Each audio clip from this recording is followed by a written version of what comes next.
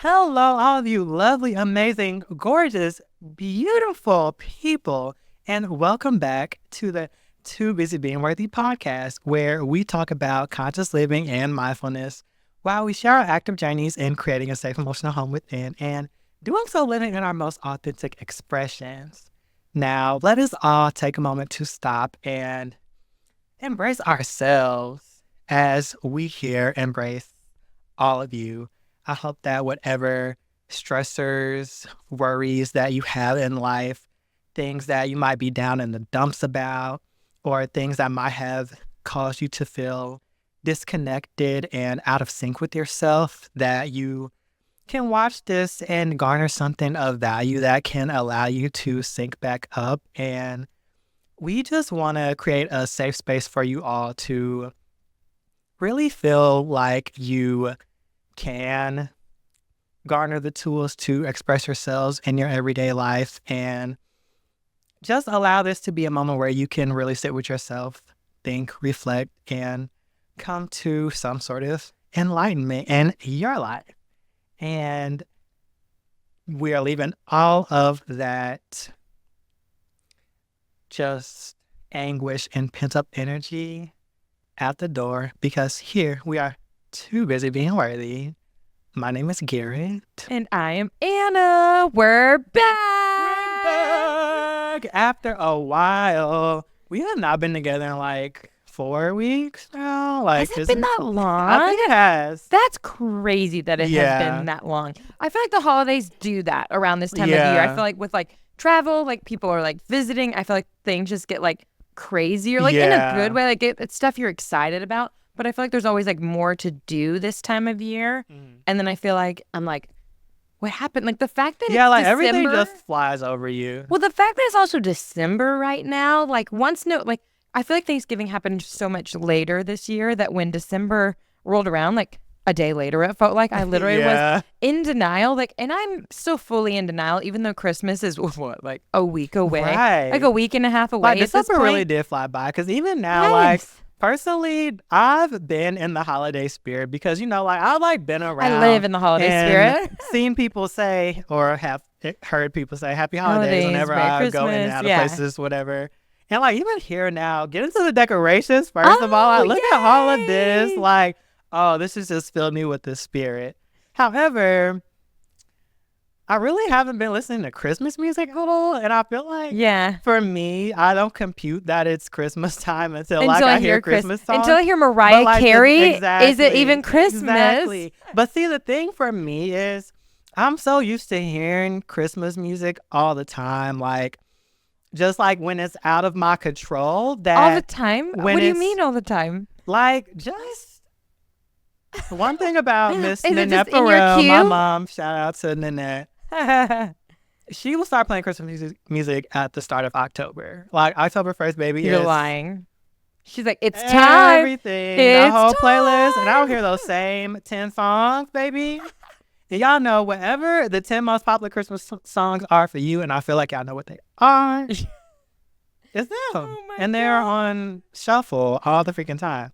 Oh my God, that's hilarious. That has conditioned me to not ever play Christmas music like on my own volition. Like it's so up to me. Yeah. I would never turn on a Christmas song ever because it's just like, once again, I'm so used to hearing it. I'm like, I'll hear it somewhere. Right. So yeah. I just don't go to my phone and be like, oh, let me play a Christmas song. Yeah. That's a good point. I will say I'm with you on that. Like, unless I'm actively doing something that's like an event for Christmas or the holidays, like at work, like there's just Christmas music on. So I feel like, you know what? I agree. I don't actively choose to put Christmas music on. But like when we were decorating the house, we were like, we need to make it festive. So we have to put on like Christmas music and stuff. But other than that, like I have not played Christmas music. It's just like always around this time of year. I listen to like the Sabrina Carpenter whatever her Christmas special was, like, and her it's Nonsense, I think, is like the original one, but she has the Christmas remix, like, and she's like on my like, she's like one of my favorite artists to listen to right now. Like her album is just on repeat in my head at all times, and so now like the Christmas song is part of hers, Yeah, which is literally like just Sabrina Carpenter. which is definitely not like a 10 classic. hours straight. Yeah, Sabrina Carpenter, 10-hour loop, a nonsense yeah, Christmas. pretty much what it is. Because I was like, true, like getting ready, and if I'm playing music, a lot of times it's Sabrina Carpenter. Now the Christmas one has worked in, which is not a classic by any means, and it's Yeah. dirty. Like it's literally like Yeah, it's like a sexual song about talking Christmas. shit on that. I'm like, okay, girl. Which I mean, I'm here for. Right. I'm all about I it. remember that too, like it's- that Ariana Grande's Christmas Yes. and Chill Out thing. Oh, like hers is I really live for good. that, but I Yeah. know like you can't play those songs at a family Yeah. function. Yeah. But if it's my Christmas, that's what I'm gonna play. Yeah. But yeah, like you said, like if I'm with my mom, I'm not gonna put on. I'm not gonna put that on because she's gonna be like, Right. "What is this?" So like, don't worry about it. Right. Don't worry about it, sweetheart. Don't worry think, about Mom, I don't think we need to stress too much Yeah. about it. And then we are featured if you are watching online. Again, I imagine most of you are probably listening. But my dogs are here with us. They, if anyone is looking for a type of dog that is clingy and needy, you need to get a Puggle. Right. Because if you want a dog that is gonna cuddle with you, these loaves of bread are your time to shine. Because truly, I cannot sit down without one of them or both of them being in my lap. And I think they See, might they leave. heard. But yeah, I was They saying heard. my fiance is getting Oh my here, so they're off. gosh. So if you saw them for that brief minute, okay, that's Henry. Yeah. Henry's our little firecracker. So we really never know what he's gonna do, Yeah. and he's loud. So the barking was him. Hopefully now that I was Austin's about home, to say, it was like 2 barks, so we could leave that in. Yeah. But I was like, it's we'll easy. see. Yeah, it'll be great. But, yeah, as you can see, we are all in the Christmas spirit. We are feeling really good, have got a little catch up with just kind of how we've been in life. And I wanted to kind of segue into today's topic, which is the art of surrendering. And I feel like when we all think about surrendering, we can think about giving up, or whether that be like if we have a certain goal that we're trying to achieve, some might think that, oh, if you surrender, you are completely giving up on that and you're just a quitter. You're waving the white flag and claiming defeat in battle. But the type of surrenderance that I am referring to isn't claiming defeat, but it's actually claiming your power. Because the way that life is set up, there are so many coincidences, which aren't really coincidences, but they're actually synchronicities that happen by putting ourselves in the right places and the right moments. But, there are so many exchanges of energy that happen in life. We live in this big, expansive world, and people have created all these systems and structures that have then influenced other people and how they move in the world, and that really impacts our energy and how we move and interact with each other, as well as the circumstances that are brought on from other corporations who have made businesses that have kind of impacted our day-to-day life. And there's just so much that goes on in society that we can never truly control what is going on. And really, when we try to control, we are in a fantasy land of sorts, because we feel like we are safe when we could control whatever happens to us. But in all actuality, we're scared. And because we are scared and we don't have that trust in the universe, or that trust that those synchronicities that happen in life won't work out in our favor, and it'll put us in a situation that's uncomfortable, it can be very challenging to allow ourselves to let go and kind of accept what comes to us. But when you garner that trust within yourself and you learn the value of rolling with the punches and actually learn how to roll with the punches, there is so much that can come into your life that really will show you what you've been looking for, but you wouldn't have even known that you were looking for that thing because you didn't know what it looks like.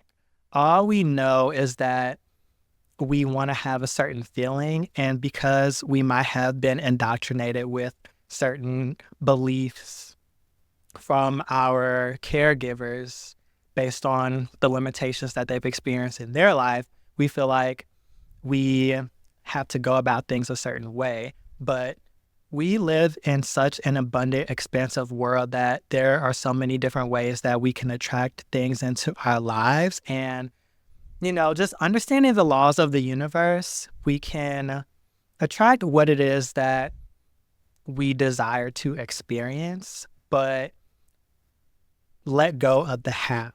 Because I feel like as human beings, the main thing that we get so caught up on is how things are going to happen.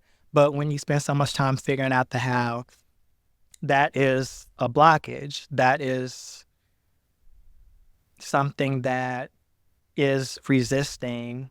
And, when it's like you have that resistance, you aren't allowing things to come into your life that are meant to come into your life.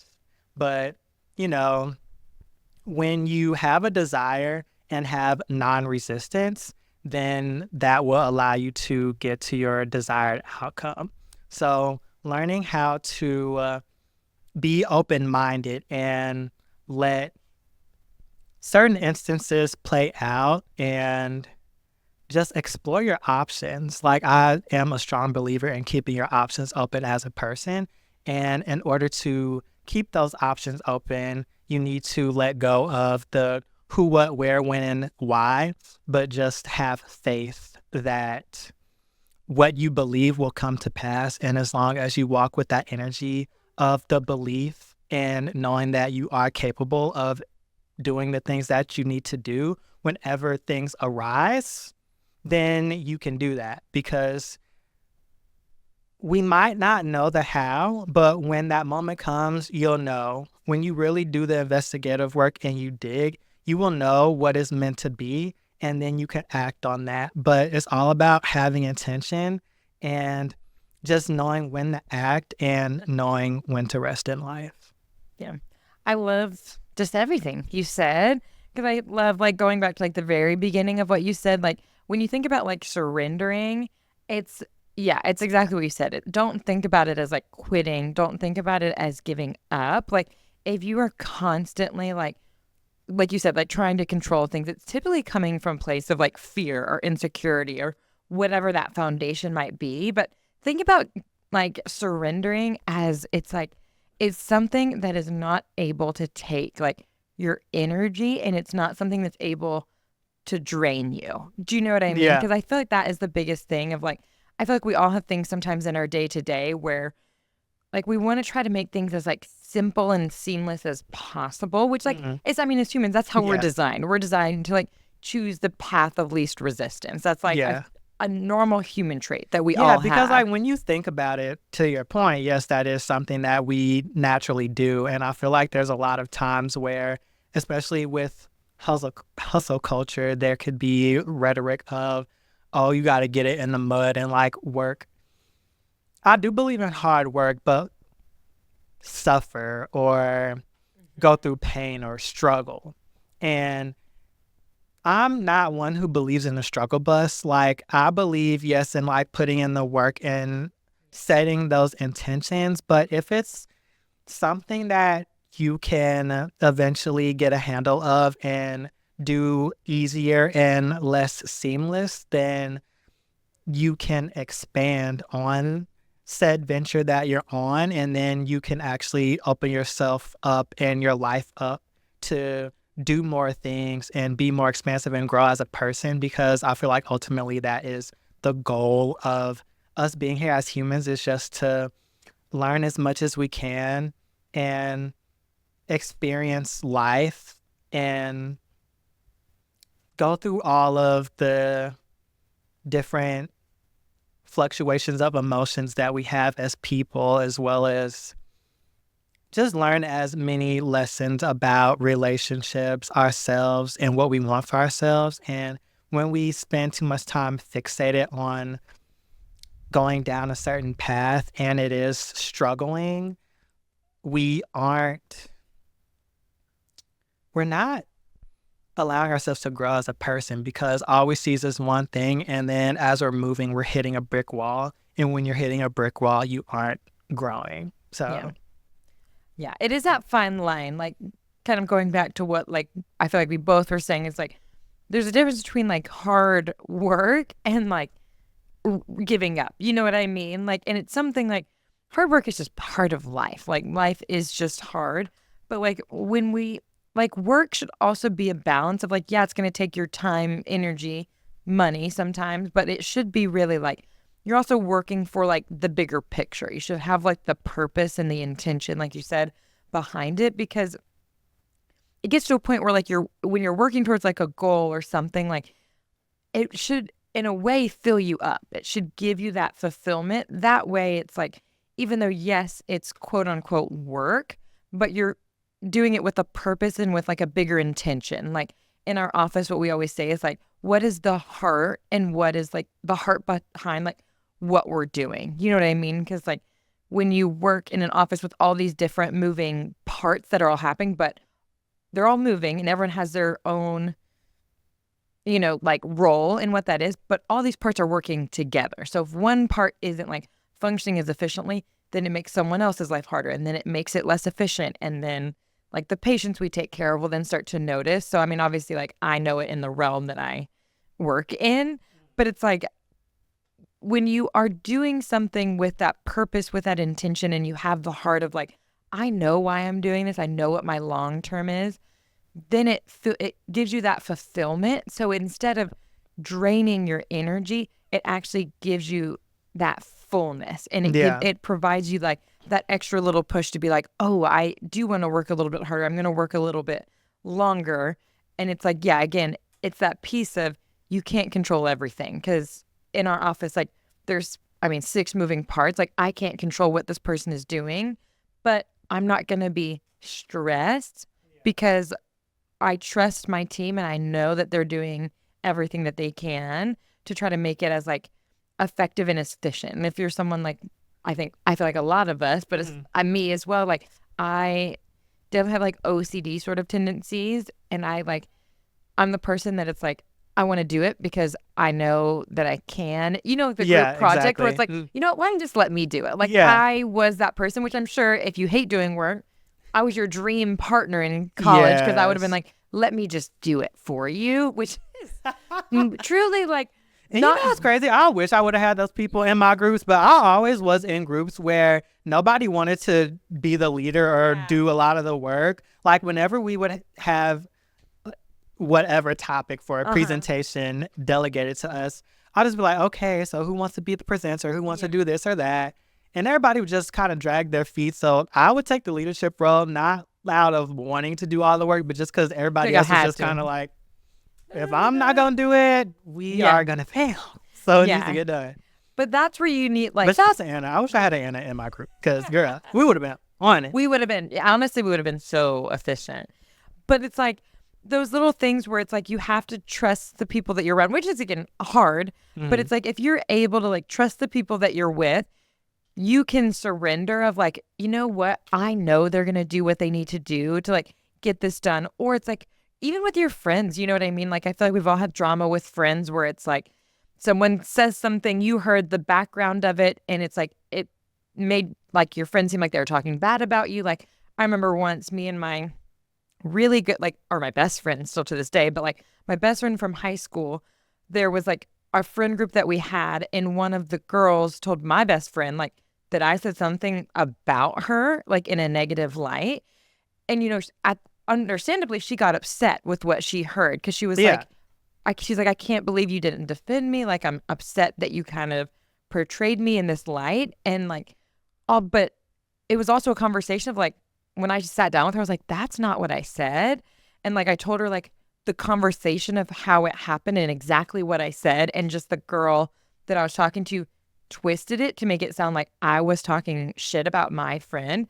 And she like had this moment where she was like, oh, she like, because she's had like, my best friend had a couple friends burn her in the past before we became really close. So she immediately assumed the worst of me, because that's what had happened to her in the past, which though I mean, I wasn't mad at her. Like, she thought I was talking shit. I would be pissed at my friend too if that was the case. But then when I when we had a conversation, I was like, well, this is what happened. She was like, oh, I'm actually not mad at all. And then she was mad at this other girl, right? Because she was like, for being messy. Like, girl, what are you doing? Yeah. Get it together. And she was just like, honestly, she was like, I'm sorry that I just like assumed Yeah. that that's what happened. I was like, well, when someone tells you that's what's happening, like, it's understandable. But then she was like, but it was a more mild form of that. But she was like, I also know that she's like, I can trust you. She's like, I know that you're a good person. She's like, I really do think that you wouldn't say anything bad about me in that light. That too, that's a really good learning lesson for her, and just an example of surrendering in relationships, because when you do have experiences with people where they've burned you in the past, and then you have a tendency to believe that, oh, people are gonna burn me, so I'm just gonna automatically assume these things. Let's say in the instance with your friend, if she didn't believe you when you told her what happened because she just assumed that everyone will burn her, and like, oh, like now she's lying to cover up her tracks, then that ultimately would have blocked her off from really, one, learning the importance of coming to an understanding with someone and actually like sitting down and having a conversation, and assessing situations more thoroughly. And then also, like, it is a really good lesson in navigating and pivoting in life, because whenever you go through certain experiences and you feel a certain way about them emotionally, you are going to learn how to navigate and pivot things in order to, whenever those triggers come to you again, knowing how to move through them, so that way you can have the things that you want in life. Because when you have a desire but you have that resistance, and let's just say the resistance is thinking that everybody is going to burn you, you can never allow yourself to be open-minded and learn how to navigate things and pick up all the lessons that you need to pick up in order to have your desired experience. Because that comes with surrendering and having non-resistance, is having an open mind and learning from the past, as well as when somebody does explain to them a certain action that they did and can put them at ease or can teach them something new, they actually are open-minded when they surrender and can say to themselves, okay, like, I'm learning something new here, and because I have my guard down and I'm not just so blinded by whatever emotion that I feel, I can actually come forward from this a more evolved version of myself. And I have learned that I can trust people, and that I can also trust myself to vet people and know what signs to look for in relationships, to be like, okay, if people express themselves in this way, then I'm not going to go here, because I've experienced this before and I am seeing the signs and the characteristics, and they aren't showing me to be of someone who I can really sit down and confide in and learn from, and have compassion held for me in that relationship, because I've experienced that with this friend and I know what that looks like. But the art of surrendering and allowing yourself to learn those lessons and to put yourself in uncomfortable situations is really how you get to those places in life. And I will say, like, one of the nice things, like, what actually the positives that came out of this is, like, our friendship became closer. You know what I mean? Like, I mean, we had been friends, like, I can't remember the timeline now, because gosh, this was like back in high school, right? But like, our bond became closer, and like the girl that was kind of like trying to stir the pot, was basically trying to like start shit. Luckily, like, she wasn't in our like grade; she was the year ahead of us. But it also like just gave us like a window. Like, to me, I'm a very not trusting person, so this conversation is really for me. But like, I was like, I don't trust this girl anymore, and my friend who is just truly a better person, just nicer than me. She's like, well, I want to give like her a chance to like hear her out. So like we did continue to be friends with her, but I mean at more of a distance. Like for Yeah. me, I at least like had a little bit more of like a wall up where I still liked her, you know what I mean? But I was like, I am going to be careful about the things that I share with you, because now what I know is things that I might share with you in confidence are not staying with you. It's something that you are going to share with your other friends. Mm-hmm. And that's like not the kind of like really good friend that I want. You know, like Yeah. we can be in the same friend group and I'm not going to have problems with you. Or But just know that everything she says is gonna it's going to go somewhere be else. made something. So Yeah. just be mindful of what you're saying. One, like what turned out like too is like as like time went on, like there was like a guy that like my friend, like my best friend, right? Like the OG, like she had talked to, it was more like a situationship, but they ended up like just kind of not working out. Like, and it was, I mean, he was an asshole, was the reality of it. But then he ended up dating this girl. Mm. And like, understandably, my friend was like, what the? Girl, what the fuck? Yeah, literally, what the fuck? Because she was just like, she knew like how, like, we knew how much she liked this guy at the time. And I mean, honestly, she dodged a bullet. She's way too good for him anyway.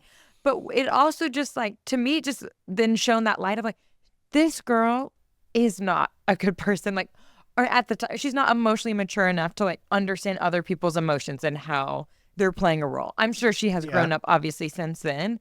But like, I remember my friend being so devastated, and part of me being like, I am not shocked. I mean, granted, I was not the one being wronged in this scenario, but I will say I am definitely a more empathetic personality. Like, where if my friend is feeling something, I feel that. So if she's like, we hate this girl, I'm like, or this guy, both of them, because they're both at fault, right? I'm like, you know what? I don't like either of them either. And that's really hard too when you do feel people's pain, because you can't take on their emotions. And something I had to learn with relationships is, okay, people are venting and saying these things, but just be mindful of the fact that they are getting it out their system right now, and they're saying all this to you and can be right back up under that person all loving the next day.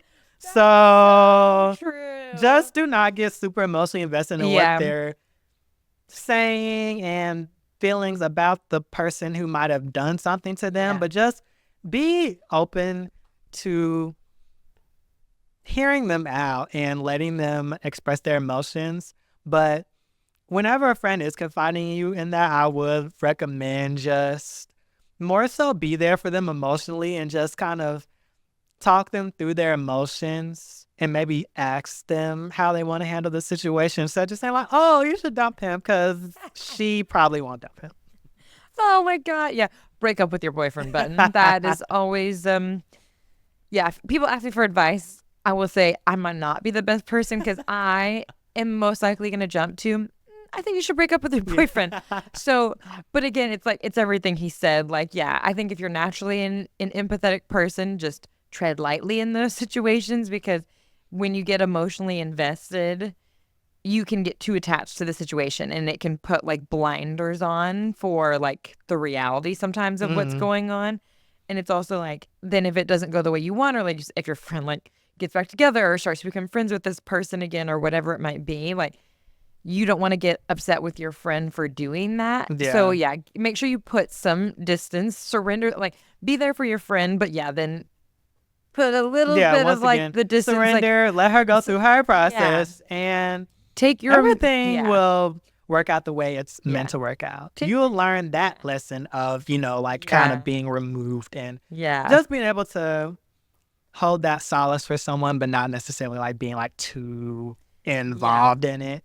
And another point that I wanted to touch on, speaking about relationships, is coming to a place of acceptance, because to come to surrenderance, you have to accept the reality of your situation. So whatever interpersonal dynamic that you have, it is important to know what the circumstance is. And let's say if your desire is to have an improved relationship with that person, desire plus non-resistance equals desired outcome. So it is really important to be open to learning your person and knowing how to interact with them in order to come to a common ground whenever the two of you are building something. Because sometimes when we are in relation with others, we can be so caught up in what our feelings on of whatever circumstance are, and we are pointing the finger at them and saying they need to change this or they keep doing this to me. What we don't realize is that we all are exchangers of energy, and how we react to people is going to determine how they respond to us. And if you are constantly pointing the finger at somebody, you aren't really giving them a chance to look at themselves, because you're giving them so much to focus on based on how you're reacting, because you have your own traumas and triggers. So all they're seeing is your triggers and how you're reacting at them. And you can say to yourself, oh, they do this, they do this. And then they'll say, oh, well, you do this and you do that. This, yeah. So turns into the blame game exactly, really quickly. It's not productive overall. Yeah, no. So really being aware of what your traumas and triggers are, and learning the art of being less reactive in situations, but actually taking in the information and accepting y'all's relationship for what it is, and contemplating, is this for me? Is this something that I can tolerate? Or is this something that there are just non-negotiables going on and I can't do it anymore?